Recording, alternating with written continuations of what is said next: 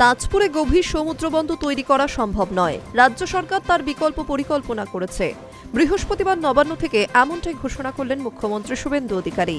তিনি জানিয়েছেন, তাজপুরের প্রকল্পটি সম্পর্কে আদানিদের সঙ্গেও কথা হয়েছে তার। ওই প্রকল্পের জন্য পর্যাপ্ত জমি রাজ্য সরকারের কাছে নেই, তাই তাজপুর থেকে 10 কিলোমিটার দূরে দাদন পাত্রবারকে কেন্দ্র করে নতুন পরিকল্পনা সাজিয়েছে রাজ্য সরকার। সেখানে 1700 একর জমি রাজ্যের মালিকানাধীন। নবান্নে বন্দর, উপকূলবর্তী এলাকা এবং কলকাতার নদী সংলগ্ন এলাকা নিয়ে বৃহস্পতিবার একটি বৈঠক করেছেন মুখ্যমন্ত্রী। সেখানে নির্দিষ্ট কিছু সিদ্ধান্ত নেওয়া হয়েছে। কেন্দ্রীয় জাহাজ মন্ত্রকের সঙ্গেও তাজপুর নিয়ে কথা হয়েছে শুভেন্দু অধিকারীর। তিনি জানান, তাজপুরে গভীর সমুদ্রবন্দর সম্ভব নয়, সেখানে রাজ্য সরকারের হাতে পর্যাপ্ত জমি নেই। সেই কারণেই আদানিরা ওই প্রকল্প থেকে বেরিয়ে গিয়েছিলেন। কয়েক হাজার একর জমি না পেলে এটা সম্ভব নয়, তাই তাজপুর থেকে 10 কিলোমিটার দূরে দাদন পাত্রবারে আমরা বিকল্প পরিকল্পনা করেছি।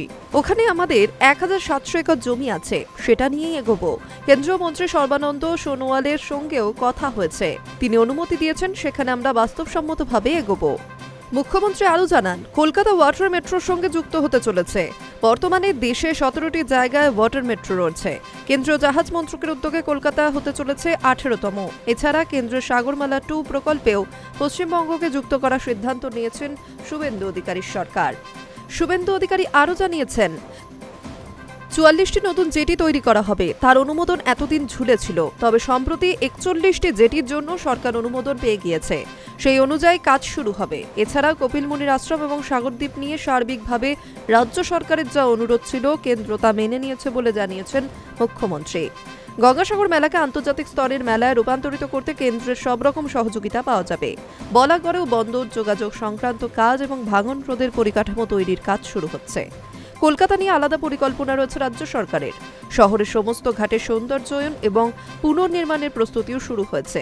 শুভেন্দু অধিকারী জানালেন, বাগবাজার ঘাট, শোভাবাজার ঘাট, আহিরিটোলা ঘাট, মল্লিক ঘাট, বাবুঘাট, রামকৃষ্ণপুর ঘাট, বান্দাঘাট নিয়ে সরকার কাজ শুরু করেছে।